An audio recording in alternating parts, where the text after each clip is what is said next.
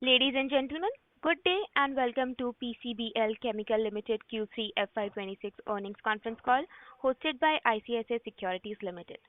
As a reminder, all participants' lines will be in listen-only mode and there will be an opportunity for you to ask questions after the presentation concludes. Should you need assistance during this conference call, please signal an operator by pressing star then zero on your touchtone phone. Please note that this conference is being recorded. I now hand over the conference to Mr. Sanjesh from ICICI Securities. Thank you, and over to you, sir. Thanks, Pari.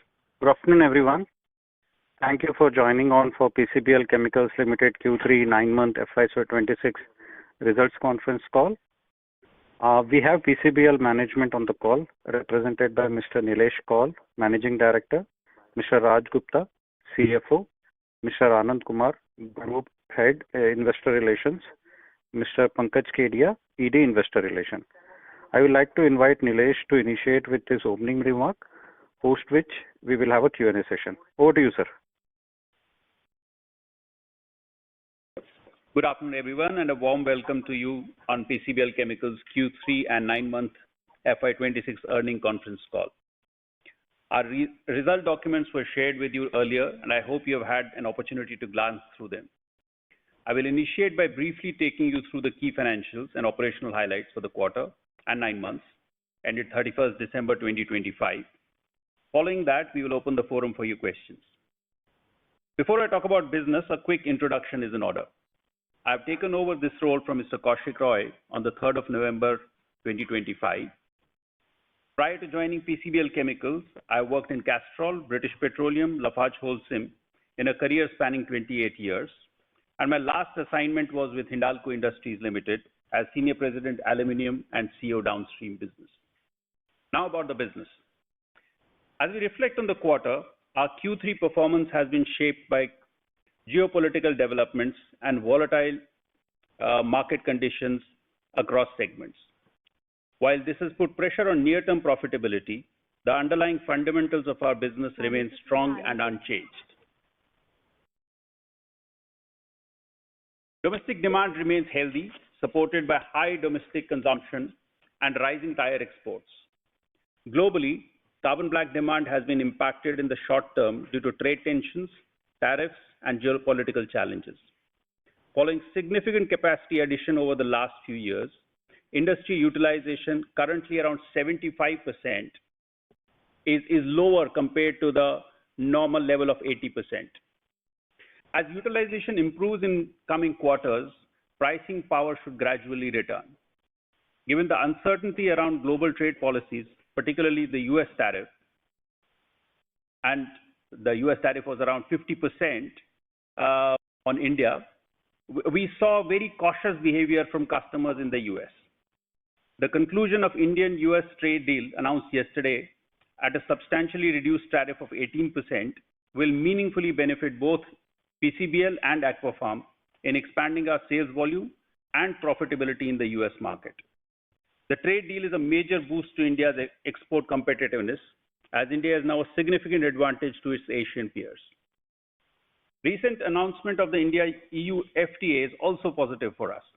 The EU carbon black market is around 1.5 million tons in size and offers meaningful headroom for Indian players to increase their presence in a more conducive trade environment. Overall, improved trade relations should be supportive across our chemical businesses. Over the past 3 years, India's carbon black exports have more than doubled to around 450 KT. This gives us confidence that export momentum will continue, and recent signing of multiple FTAs will increase the export opportunity in medium to long term. The continuous decline in crude prices over the past years impacted margins and led to inventory adjustments, while also helping reduce working capital requirements. With crude now stabilizing and moving up around $65 per barrel, we do not expect the same margin pressures going forward. China's anti-involution policy may also gradually moderate price competition, although the timing remains uncertain. In the end-use industries such as tires, capacity addition across Asia, US and Europe are expected to support downstream demand. Globally, the tire industry is expected to see close to 29 billion of new investment by 2029. In India, tire demand remains healthy, supported by improved affordability following GST cuts, premiumization trends, EV adoption, and upcoming tire investments. While Q3 has been challenging, we have remained disciplined in execution and sharply focused on strengthening the core.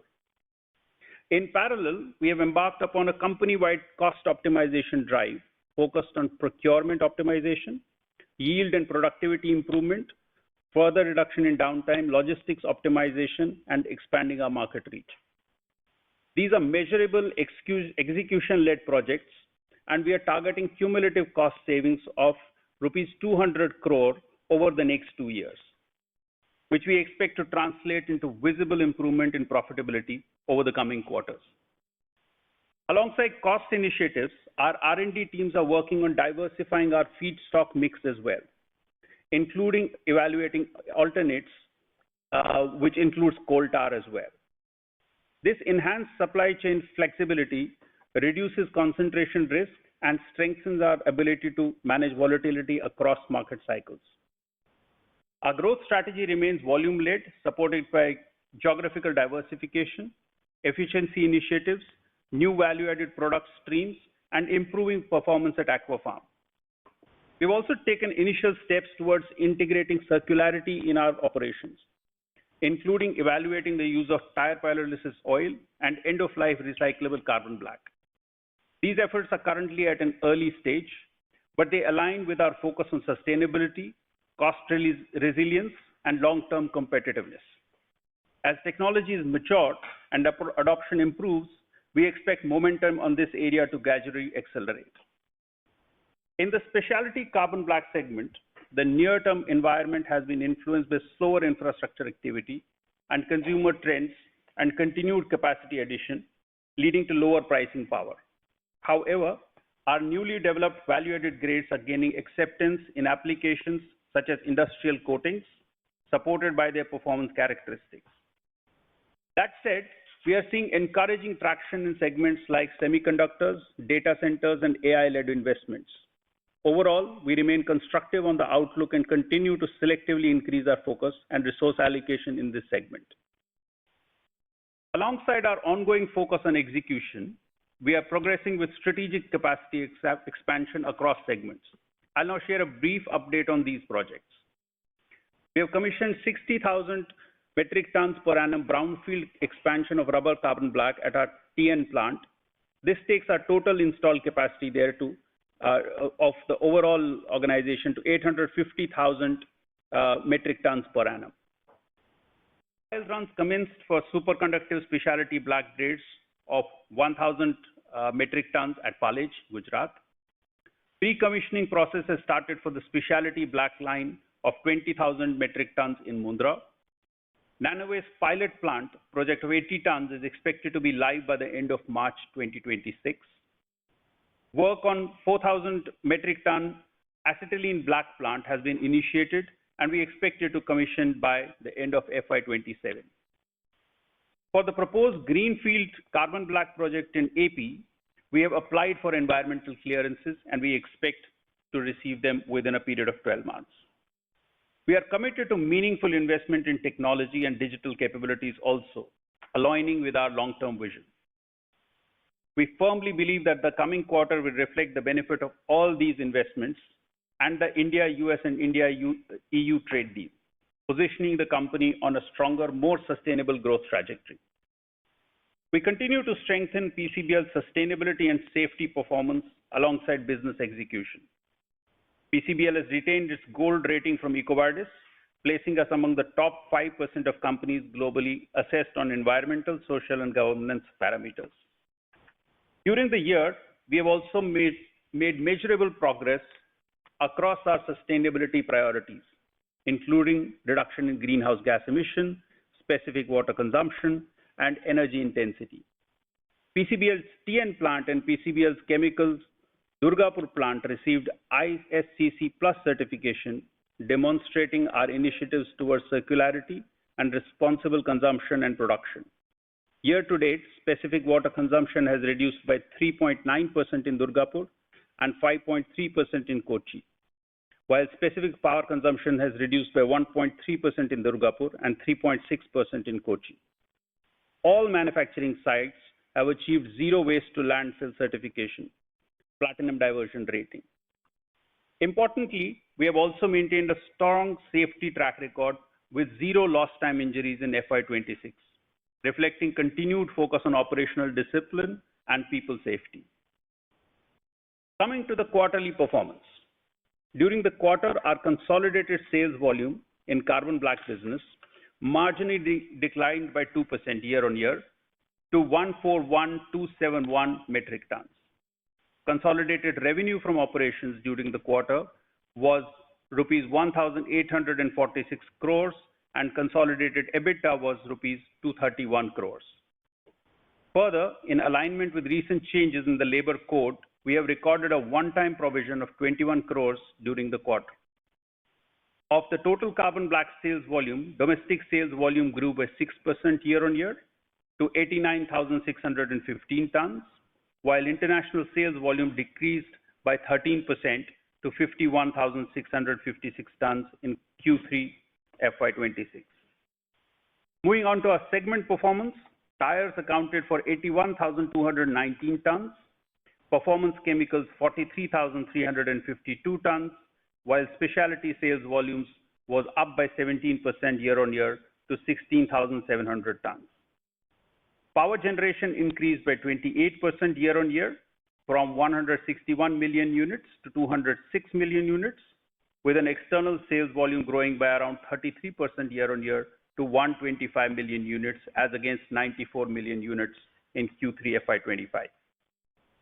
Coming to the 9-month performance during FY26, consolidated revenues from operations stood at 6,124 crores as against 6,317 crores in 9 months FY25. Sales volume from carbon black increased 2% year-on-year to 4,57,092 metric tons in 9 months FY26 against 4,46,110 metric tons in 9 months FY25. Consolidated EBITDA for 9 months FY26 stood at rupees 834 crores as against rupees 1067 crores in 9 months FY25. Power generation went up by around 14% and sales volume by 18% during the 9 months of fiscal year. Despite a macroeconomic volatility and trade barriers, PCBL continues to strengthen its position as a diversified multi-chemistry anchored in cost discipline, innovation, scalable operations, and long-term resilience. Now, I'd like to talk about our specialty and solutions business at Aquapharm. Recently, there's been a change in the leadership at Aquapharm. Mr. Suresh Kalra, who was the CEO of Aquapharm, has resigned due to personal reasons. Interim leadership has been placed for effective business continuity and smoother operations. In coming weeks, we plan to organize an investor day at the Aquapharm facility to take you through the various steps being taken to take the business to the next leg of growth. In the short term, the business faced a challenging external environment. There are different dynamics shaping performances across our key markets. I will take it one by one. Performance was weak as geopolitical tensions remained elevated, like tariff under few of our products in USA and slowdown in end offtake. Aquapharm reported revenue of 327 crore and an EBITDA of 35 crores in Q3 FY26. Home care sales volumes declined by 8% on a quarter-to-quarter basis. Our water solutions business also faced headwinds, resulting in a 26% quarter-on-quarter decline. Application-specific solutions remained flat, while the oil and gas segment declined by 23% quarter-on-quarter, impacted by lower oil rig counts and frac spreads in the US. While lower oil prices have led to more cautious customer behavior and an indirect impact on realization, but with crude prices stabilizing and moving higher, visibility has improved. Home care and water solutions are largely supplied from India, and US tariffs on biocides and select polymers have impacted part of the business, while impact on home care business is seasonal. This is now expected to improve with the lowering of the US tariffs. However, we continue to focus on our opportunity funnel. In Q3 FY26, we saw some strong conversations. Green chelates, GLDA, we received a formal allocation from P&G, MENA and Europe for the first time. And we are also on track to initiate supplies to Henkel from Q1 FY27 in Europe. IDS received REACH registration and initiated commercial supplies in Europe. MGDA Liquid initiated seeding through distributors in Europe. In water treatment, Saudi water authorities, we received letter of intent from them for anti-scalant for RO plants and anti-foaming for thermal plants, both for the first time. New product development, PBTC initiated sampling of our own products, PBTC, across all major water treatment companies. Oil and gas, geographical diversification. Strong efforts are being taken to diversify business geographically with dedicated hiring across LATAM region and Midlands Basin. We are further looking to hire to cover other basins as well. New product pipeline includes launch of new products to ensure increase in wallet share with all our existing customers. Recent regulatory tailwinds will yield a significant uptick in coming quarters. China VAT refund of 13% revocation for products like PBTC will help us to expedite sales conversions. Constructive positive movement in imposing anti-dumping on China for HEDP and ATMP coming in India should also help. India-Europe FTA will also remove the 6.5% duty on our chemical exports. And of course, the India-US trade deal agreed at lower tariff at 18% will also help. We have built a well-researched opportunity pipeline across green chelates, biocides, and phosphonates.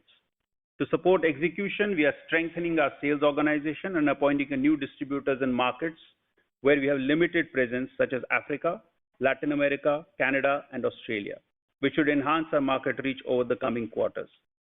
We are also focusing on optimization of our vendor and raw material supply base for Aquapharm. Now that these initiatives are largely completed, we are confident they will start reflecting better EBITDA. With this, I conclude my remarks. Thank you for your attention, and I now welcome your questions. Thank you very much.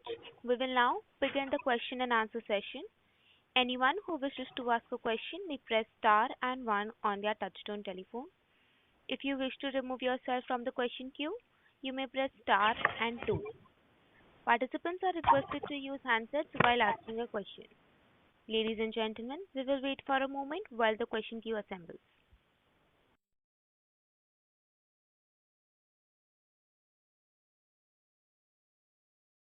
The first question is from the line of Aditya Ketan from SMIFS Institutional Equities. Please go ahead.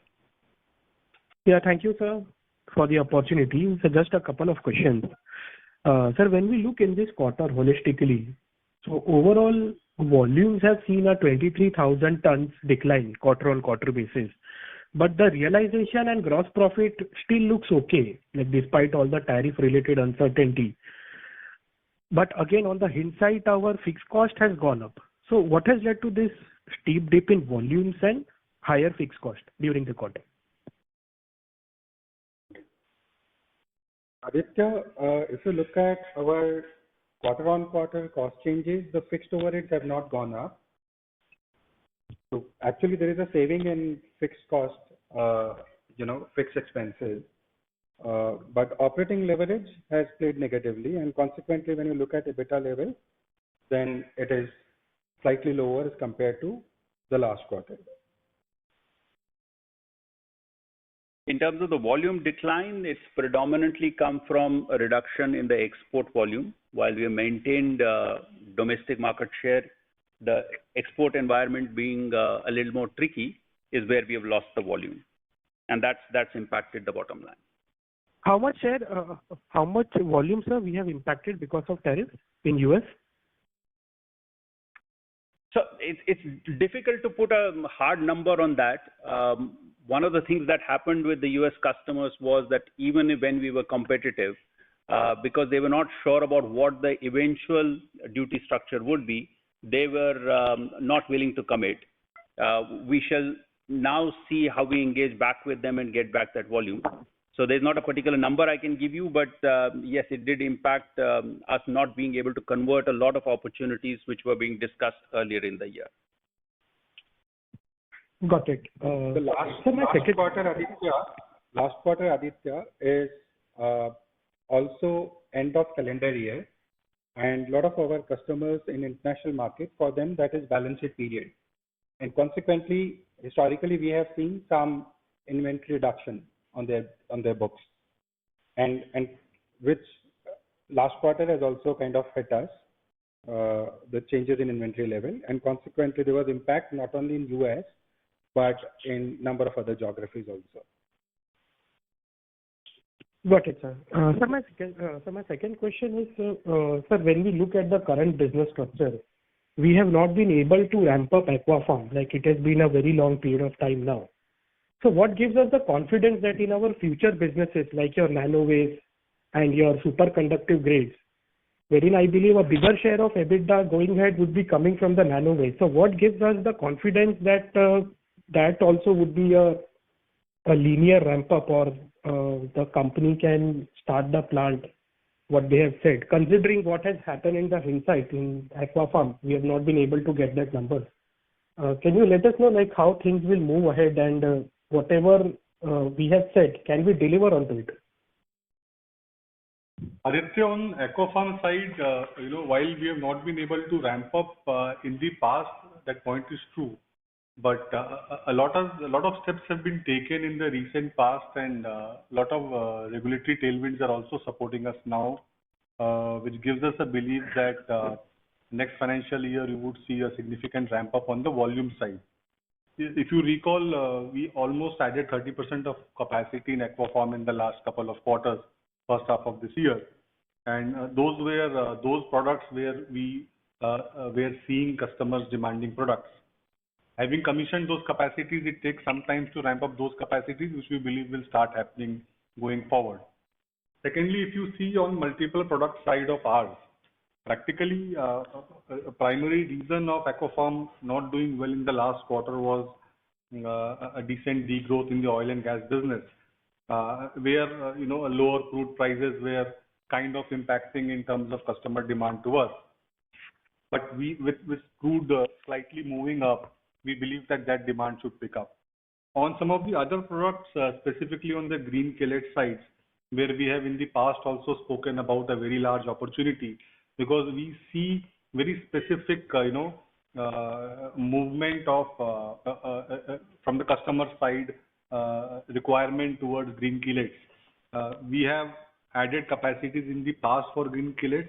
We are working on new capacity addition on green chelates, and from the existing capacities which we have in the past, we have now, after a lot of efforts and product approvals in place, we have started getting orders. As Nilesh mentioned in the call, for the first time we have got an allocation from PNG, and from Q1 we are also looking to initiate initial supplies to Henkel. And as these top tier customers in Europe and then in US also start accepting our product, probably a few quarters down the line, we are expecting a significant growth in the green chelates portfolio. From the Saudi facility which we have received letter of intent for some of the anti-scalant products, which will add decent volume to us next year. On the oil and gas segment, we were primarily not present on the Latin American market, which we believe will now open up. And while it is little early, but again now Venezuela becomes a market for us, which was practically not available.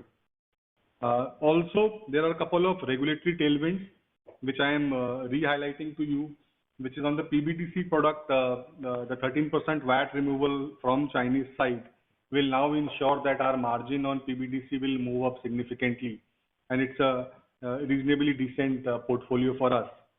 And last year in September end, we have filed an anti-dumping petition with DGTR for our HDP product, HDP and ATMP both. Already spent almost 4 months on that. The investigation is in process. As and when the ADD is imposed on these products, you would see a meaningful increase on both the revenue and bottom line contribution from them. So I think overall, while Aquapharm has not grown as we anticipated, but we believe in coming few quarters you will see gradual upward movement in both top line and contribution. Got it. Got it. If I can So take, putting this, and if I can take on the, yes, sir.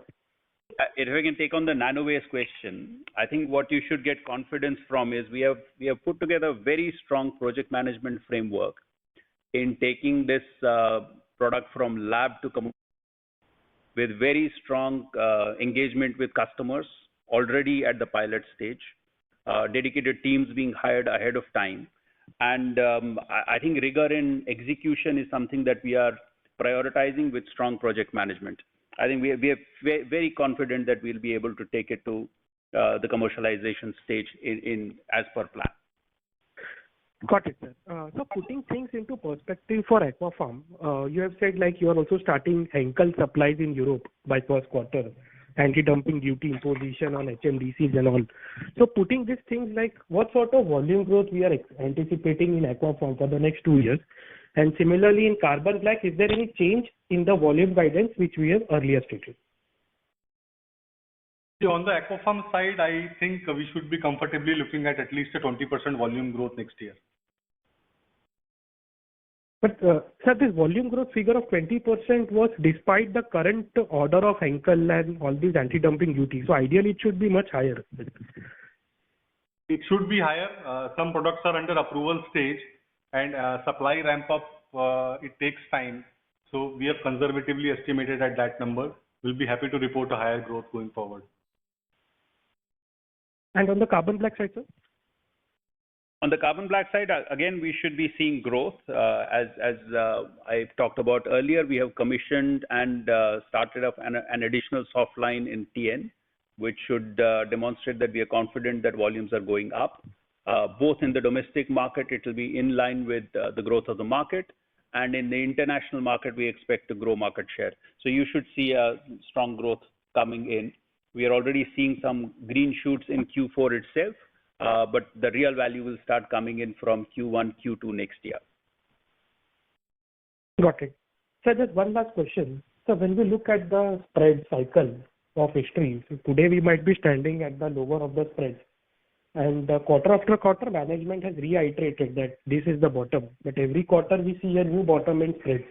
So just I want to know, considering all the negatives today what we have, and we are seeing US volumes ramp up inside, is it fair to say so this number could be the bottom and from here on we could see better numbers only? And on the demand side from the tire customers, is there any visibility you're getting like in the export market and in domestic market, whether we could inch up volumes further? As I said, the domestic tire market demand is robust. We should be expecting single-digit growth, but strong single-digit growth, I would say between 5 to 6%. So tire demand will continue to grow. And I think we can confirm that this quarter is the turning point with both international volume shaping up and the growth returning. I think you should expect better performance going quarter to quarter. Got it, sir. Thank you. That's it from my side. Thank you. Ladies and gentlemen, anyone who wishes to ask a question may press star and 1 on their touchtone telephone. The next question is from the line of Suyash from Mangaldas Benichand Trade and Investments LLP. Go ahead. Hello, am I audible? Yes, Suyash. Yes, Sir, thank you for taking my question. There's a background noise, Suyash. We are not able to hear you properly. Okay. One second. Hello. Yes. So I wanted to know about the NanoOne project. The pilot project is in place. So can you tell me more about this?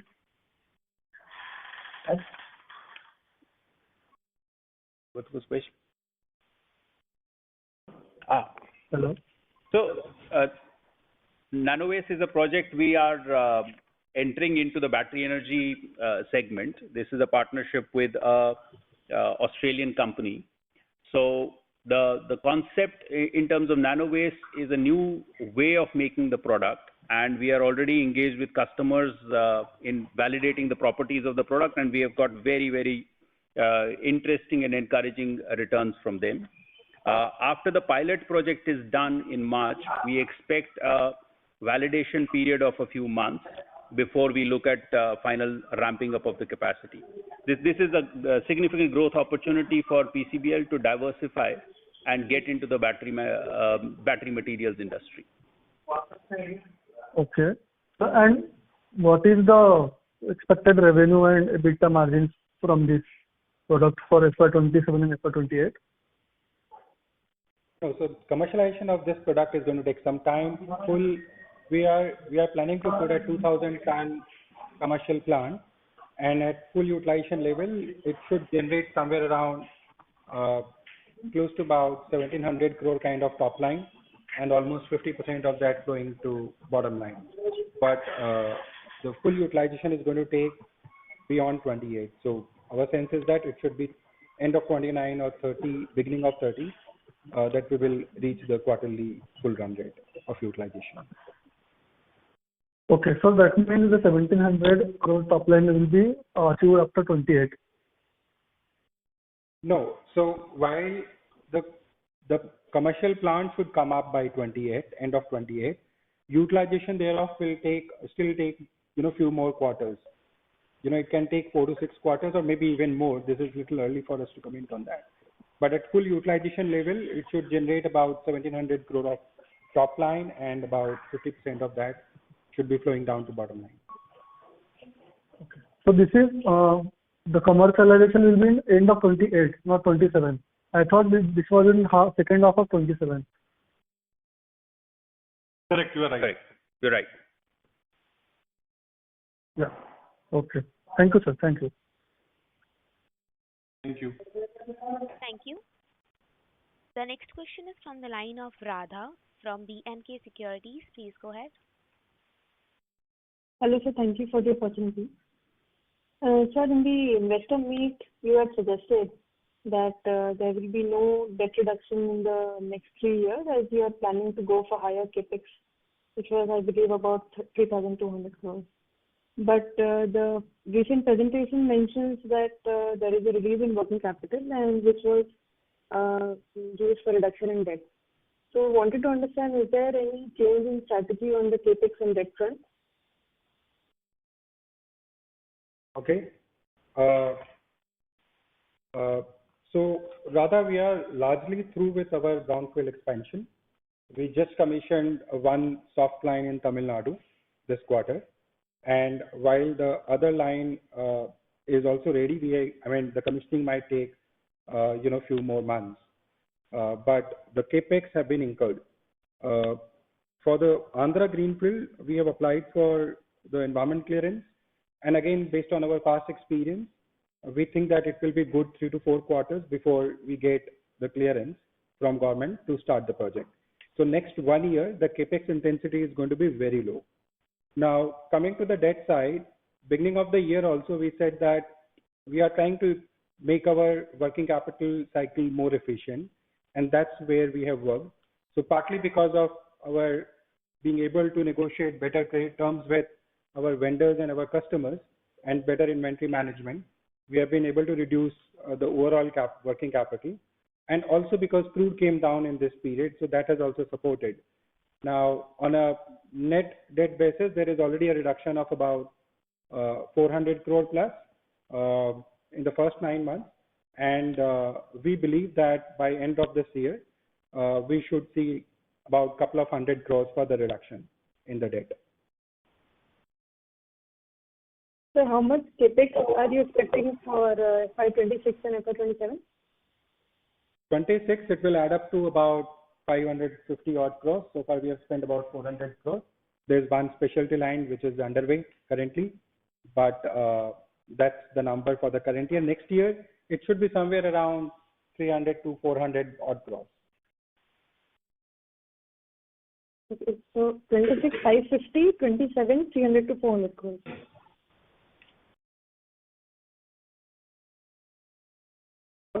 and 2027 we expect sub 400 crore capital expenditure, which includes maintenance capex and capex on nanowaste, some capex there. One acetylene black line would come, that, and maybe some small capital expenditure in Aquapharm. Okay. So secondly, the PPT mentions... Operationally, Radha, for next year, we will be spending more effort on utilization rate improvement in India, because we have lines which are yet to get commissioned, which is what will happen by the end of this quarter, so that we'll have additional capacity available, effective capacity available next year, which is in line with the growth ambition we have earlier talked about. So actually, previously our capex guidance were more aggressive than the current numbers. So so that was because we were expecting a higher growth in terms of volumes in our business. So since you have reduced the near-term capex estimates, so is there also a reduction in terms of volume growth that you were expecting previously in your business versus now? Radha, in terms of the mid-term to long-term prospects of the industry, the dynamics remain very positive. And therefore, the guidance that we gave, we are on track to achieve that. And therefore, we have also acquired this land in Andhra and applied for environment clearance. But these are all regulatory processes which eat some time, and therefore, this delay in incurrence of capital expenditure. But brownfield expansion, we have already completed. There is some brownfield expansion which will happen next year, and by that time we will also receive the environment clearance and will start working on the first phase of Andhra. So from 4 to 5 years kind of a perspective, we remain very much on track. And from next 1 year perspective, sir? Any growth next 1 year perspective also, Nilesh just mentioned that domestic market we expect to grow at industry growth rate, about higher single digit, maybe around 5-6%. And international market, we are still very small compared to the overall opportunity. And that's where we are trying to garner a bigger share. We have plans to invest more in infrastructure, which will give us, inroads into some of the high margin markets. Can we expect double-digit growth in international markets, mid-teens? I don't think, very honestly speaking, in immediate next 1 year, because the geopolitical situation is still very volatile. We are targeting double digit, but I think in FY27 it will be a very high single digit. Understood, sir. So secondly, the PPT mentions that company has embarked upon a cost optimization drive in carbon black segment, which will reduce the cost by 200 crores. So first question is, can this be done in ACPL also? And second, if you can give us some roadmap as to which are the, if there is a yield improvement, then from what to where are we targeting? So any more color on this?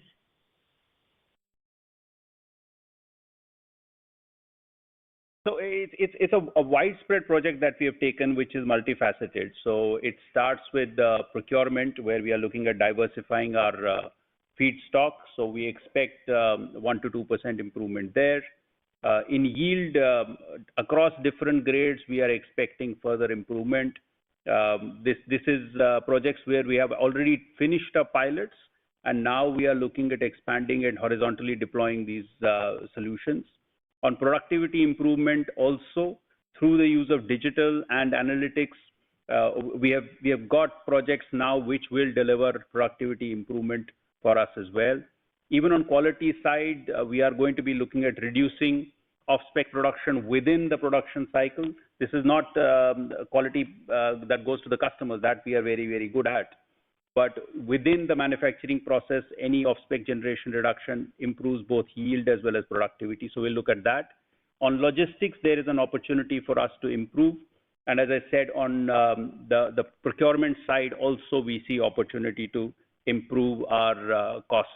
And these are, so we have spent the last 60 days in identifying these projects, and they are now in the execute phase. Of course, we won't have a 100% hit rate, but we are fairly confident that this program is going to deliver on the promise that we are making today. Okay. Thanks. And the last question to you, sir, Mr. Kaul. So since you joined, it has been 3 months, so you must have understood about the company and the pain areas of the company. So according to you, what are the current pain areas and what changes are you planning to bring to create value for the shareholders? I think, yes, it's been nearly 3 months now, and I've visited all our plants and met up with a lot of our customers. I think what I can confirm to you is that the fundamentals are very, very strong. I think we have got excellent people. There is a huge amount of ownership. There is excellent execution on the field that is happening. And there is a willingness and openness to change. And therefore, we are embarking on some of these projects with the help of external consultants as well.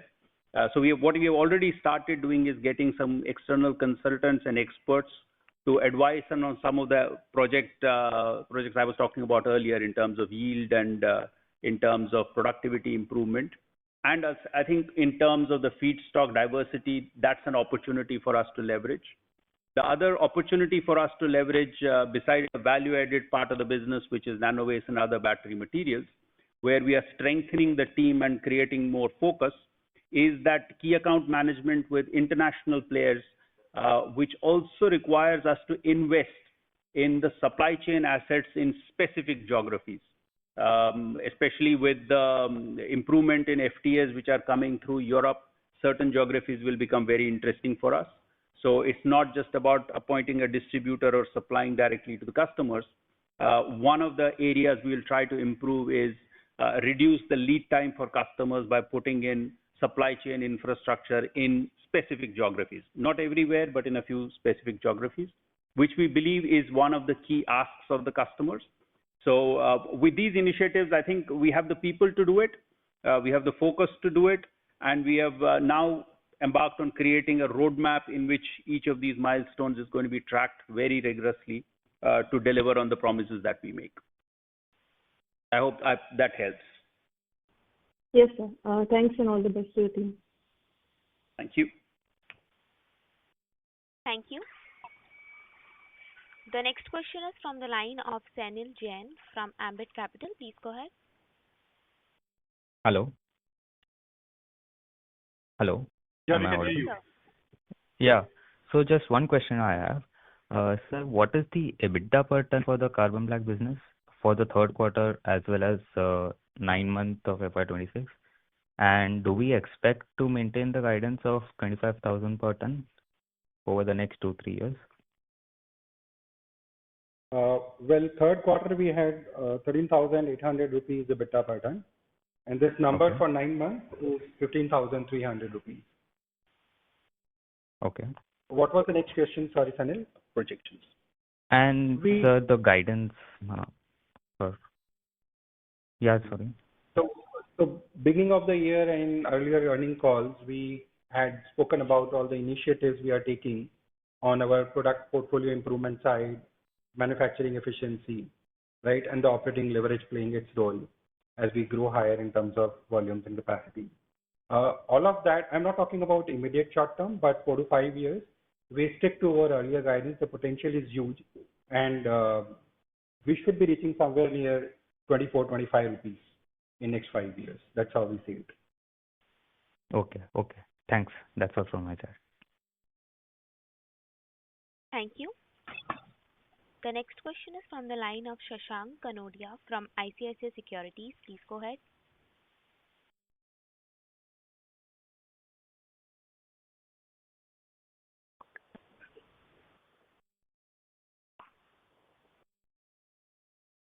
Shashank, are you there? The next question is from the line of Ashwini Singh. Yeah, hello. Yes. Yeah, am I audible? Yes, you're audible. Yes. Okay. So with the European FTA and American tariffs reduction in place, so would you like to quantify what percentage gains in volumes you expect in exports for FY27? And considering crude at $65, which is lower than your comfort zone of 72 to 75 USD, what should be the overall margin profile of PCBL in FY27? Okay, I'll answer the second part of the question. The first part, one list to answer. The crude as such doesn't impact our margin in absolute terms. Okay. Right. So the movement in crude becomes built into the pricing and passed on to the customers on a very macro level. I mean, there are some segments, of course, which is kind of impacted by change in crude prices, but it is more about demand and supply dynamics than the movement in crude. Right. Okay.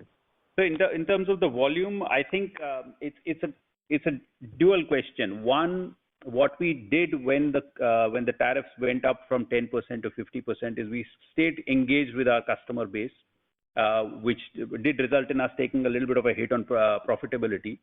But we were expecting that tariffs will settle down, which is what has happened right now. However, it will take us a few months before the customers are able to switch back over to us. So I expect growth to happen in terms of volume as the competitiveness improves with the US and European customers. The other element which we have to focus on is also the building of the infrastructure, the supply chain infrastructure in these locations, which is something that we have embarked on. I think a combination of that will deliver volume growth. I'm not able to quantify it for you right now, but I expect strong growth from both these markets, especially with focus on a few select territories where we believe the investment in local supply chains will impact both volume as well as profitability. Okay. And sir, I have one more question. Would you like to stick to the FY29 PAT guidance of 2,500 crores as was claimed by the earlier MD of PCBL around, I think, in 2024? Or do you wish to, postpone or revise that guidance? No, we don't want to make any changes in our long-term guidance now because all the levers which we built into our numbers for 29, those are still working and work in progress, very much work in progress. Sir, and one last question is this quarter there was no dividend declaration, so this is probably the first time in many years in Q3 there is no dividend.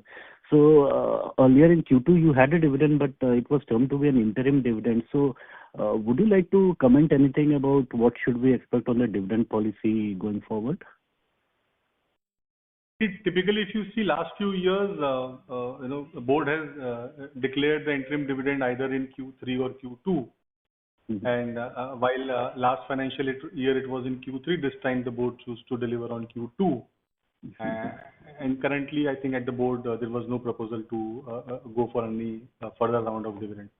So overall, in the past few years, typically we have been maintaining a payout of 40-45% to 50% kind of a range. And generally, we should be able to maintain that going forward. Okay, sir. Thank you. Thank you so much.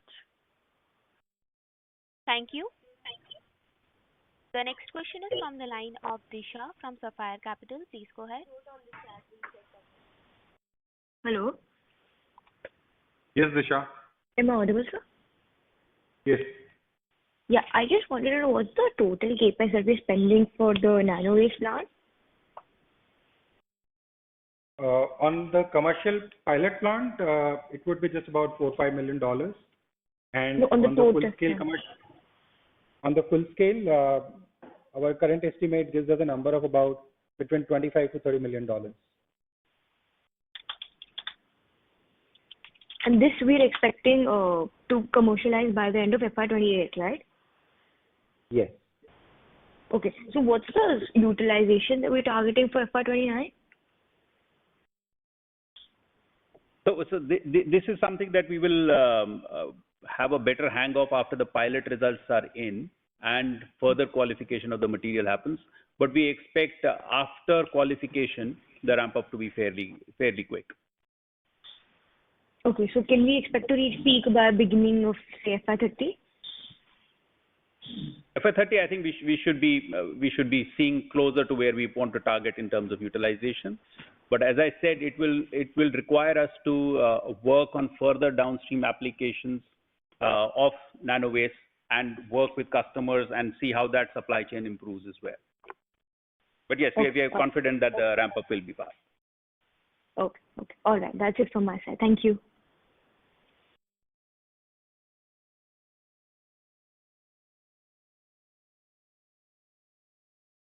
Thank you. The next question is from the line of Sanjesh Jain from ICICI Securities. Please go ahead. Yeah, thanks. Thanks for the opportunity. I got a few questions. First, on the Europe, this Euro 7 norms are being proposed to be started from November of this calendar year, where for the first time there is a pollution norm getting introduced for the braking and the tires, which should mean that there will be a much stricter regulation, and hopefully that should benefit somebody like us who has a stronger legacy in the carbon black business. Are we preparing anything for that, or is that will be a game changer for us in terms of winning more market share and all? Can you help us understand that? So we are working very closely with the customers in developing new solutions for them, and you're absolutely right. Our hope is that we should be able to increase our market share in the European tire customers. We are also working on, in our Belgium R&D center, on developing unique solutions for the EV ecosystem as well, because that's where a lot of growth and request for innovation has come from customers. So on both these fronts, we are working very closely with customers. So should benefit us in the medium to long term. Got it. Got it. Second, now that crude has either stabilized, has increased from the lows we have seen, I think there could be some demand from the restocking. Are we looking at some restocking demand because crude is stabilizing or moving up? Any of those signs are visible today for us? As of now, we haven't seen too much of that yet, but let's see if the uptick continues, because there are different models people are using in terms of what the trajectory is going to be. We haven't seen any uptick right now, but if there is, we'll be more than happy to support that. Got it. My third question is on the domestic business. It appears that auto is doing very, very well, while our domestic sequential numbers have declined. Anything that we have picked up for us to not do as good as auto OEMs? I think from there is one is the seasonality issue, which played a little bit of a role in Q3. Second is that there has been additional capacity in the domestic market, which has come in as well. So there is some jostling for market share which has happened. However, our market share with tire companies continues to be robust, and we continue to stay engaged for long-term relationships with them, which are beyond transactional in terms of co-creating and working together for long-term strategic partnerships, which should help us continue to stay in a good, strong position in the tire market. But yes, we expect to leverage the growth which we are expecting of the domestic tire market in around 5 to 6% growth next year as well. Got it. One last question on this US tariff side. Earlier in the call, we have mentioned that the US business was not profitable due to the tariff. This was still yesterday. Today we have an 18% tariff. That the US business become profitable equal to the existing run rate with the 18% tariff, or we will still see this 18% is increased from 0%? That will still have some kind of an erosion in the profit from where we started, say, a year back? No, we should see a significant improvement. So we started from a 10% tariff, where the effective tariff on us is roughly around 4% because we source CBFS from the US. So there is an offset that we get. This 18% also will see the effective rate being less, maybe around 8 to 9% or so. So we definitely see margin improvement happening. And equally importantly, we hope to see volume improvement happening as well, as customers get more confidence on the stability of the tariff rate. The customers were more worried about the instability and unpredictability of the tariff than on the absolute number. So we should see improvement in both. India now relatively tariff lower within the Asia peers. Will that put us in a better position to supply to the US? versus Chinese? Short answer, yes. But as I said, we need to do more work. We need to put in the infrastructure. We need to wait for some of the customers who have entered into medium-term agreements with their other vendors, local vendors. So that it might take a little bit of time, but yes, definitely on the overall, we should see better competitiveness from us compared to some of the other Asian players. And China doesn't supply much to US. It's a very small. I mean, they do annually some 10,000-15,000 tons to US. So it's Okay, that's much. it. Yeah. I think the tire supply has increased. I think that is where at least global carbon black OEMs have been talking of significant dumping of tires from China to North America and South America. That scenario is not changing, right? Or you think Indian tire exports will become now competitive? Because I think Section 232 remains unchanged. At least that's what the news says. Yes, we'll have to observe it, but yes, you're right on that. And there is, of course, also additional capacity being set up in Latin America as well as America on the tire investments. So in the medium term, we should see more demand for carbon black as tire capacity increases there. Got it. Yep, that's it from my side. Thanks for answering all those questions and best of luck for the coming quarters. Thank you. Thank you.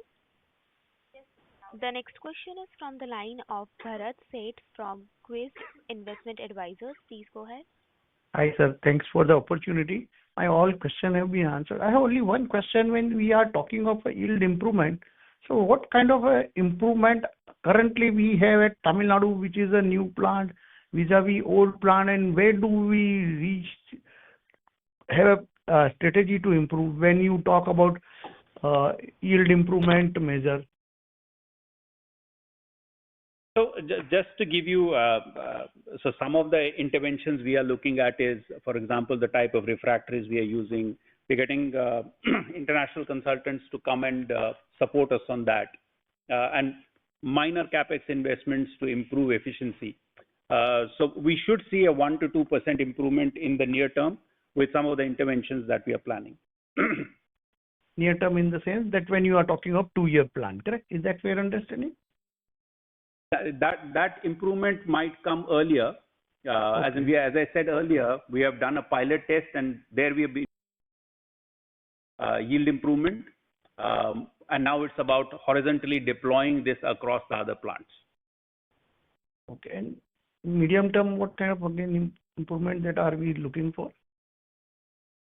I think we are looking at a minimum 1% improvement. Of course, there is multiple other initiatives. This one is attributable to one specific new intervention that we are making, but there are other projects being identified, which might take, there'll be different phasing for multiple different initiatives to come into play.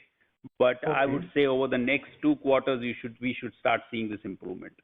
Okay, thank you. Thanks and all the best. Thank you. Thank you. The next question is from the line of Shashank Kanodia from ICICI Securities. Please go ahead. Yeah, hi, good afternoon, sir. Just wanted to check, sir, can you share the geographical mix of your exports? Apologies if you have already shared that and I missed the initial remarks. So in international market, about 50% goes to Southeast Asia, about 20% to Europe, 13-14% to US, and rest is spread across Middle East, Africa, and Australia and New Zealand. Right. So this is for the current quarter, so is this at a normalized level? Does this factor in a decline in yield? I'm talking about the average of current year. Okay. Earlier, 2-3 years back, our Asia weightage was much more. It was almost about 70%, more than 65%. Now, and Europe was very small, about 4-5%.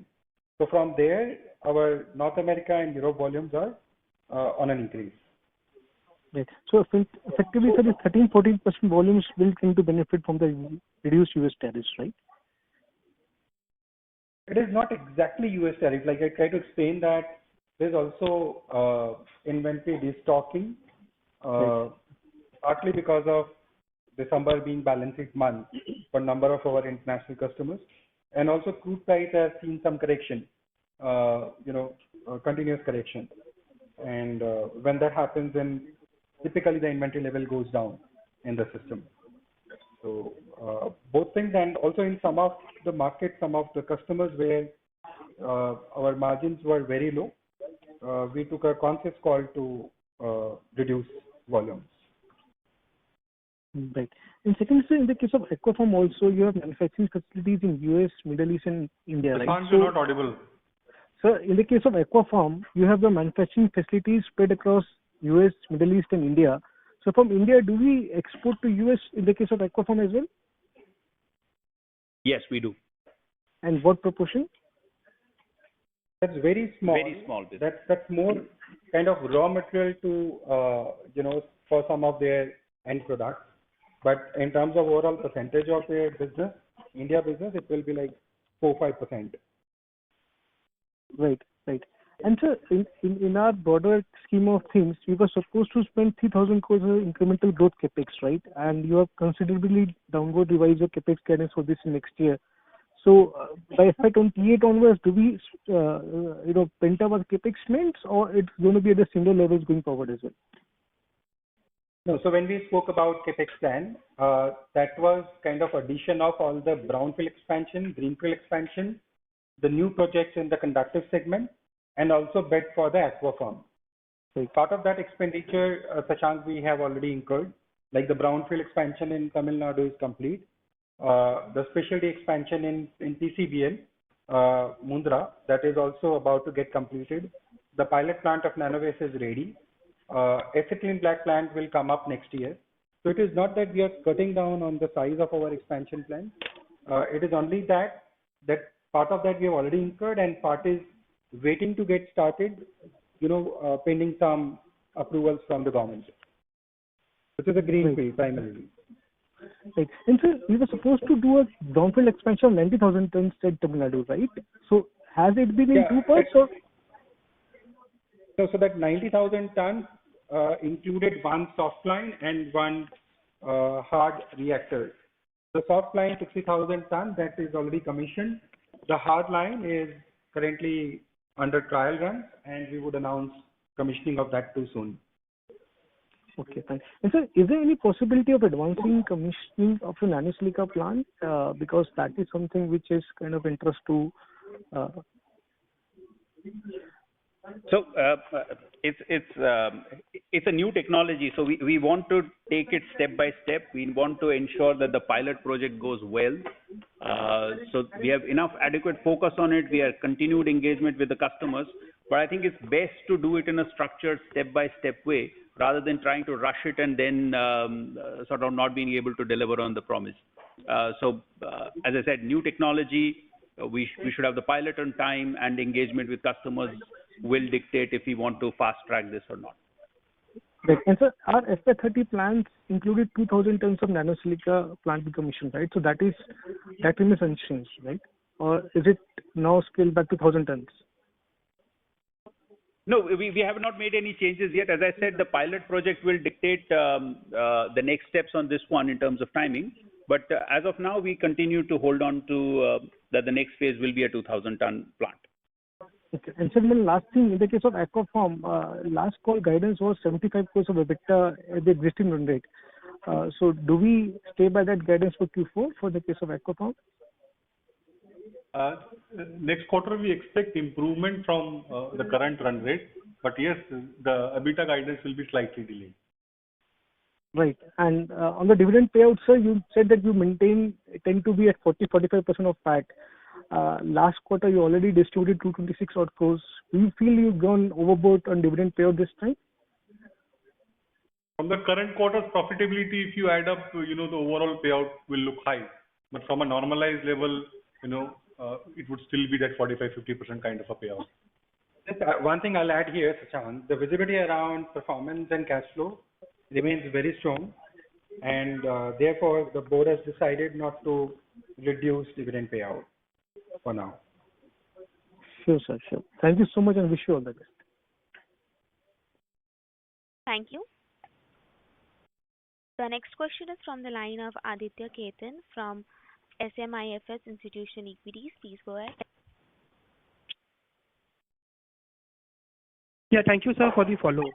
Sir, my question is on to the feedstock. Sir, you mentioned that you are looking at coal tar also as a feedstock and some 1 to 2% benefit from it. So currently our raw material mix is of the CBFS, which is a mix of feedstock like anthracite, quinone, and petroleum oil. So then moving towards coal tar or carbon black oil, how benefit it is in the near term? And also, can you share the difference in price between CBFS and CBO as on today?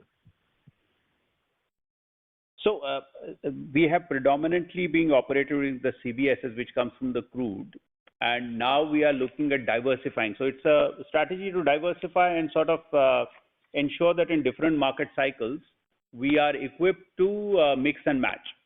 The other advantage is that we produce a lot of different grades and types of products, which have different quality requirements in specifics, like, for example, sulfur, as an example. Now, if we are able to blend the products together, we should see improvement in both being able to deliver quality at a lower cost, as well as diversify our sources of feedstock. So it's more in that direction. So we continue to work on it. In the past, also, we used to use coal tar-based products as well. So it's a question of optimizing that flow and building optionality for ourselves. Got it, sir. And the difference, sir, in prices? Currently, it is about $200 per ton. Okay, got it. Sir, my second question is onto the EBITDA per kg number, which you have mentioned of 24-25 rupees per kg. So this number includes the new age businesses also EBITDA, or this is your core carbon black EBITDA? No, that is carbon black. That's carbon black. Okay, so carbon black EBITDA like 24-25 rupees per kg seems like on the higher side because the current number looks quite lower. So what is that confidence like into to get this sort of a number? I think we are looking at both sides in terms of efficiency improvement so that there's a cost reduction, as well as realizing better premiums, given we are going up the value chain in terms of different types of carbon black products as well. So a combination in the medium term, we are fairly confident that we'll hit that number. Okay, sir. Got it. Thank you, sir. Thank you. Thank you. Thank you. Thank you. Ladies and gentlemen, that was the last question for today. Thank you. On behalf of ICICI Securities Limited, that concludes this conference. Thank you for joining us, and you may now disconnect your lines. Thank you.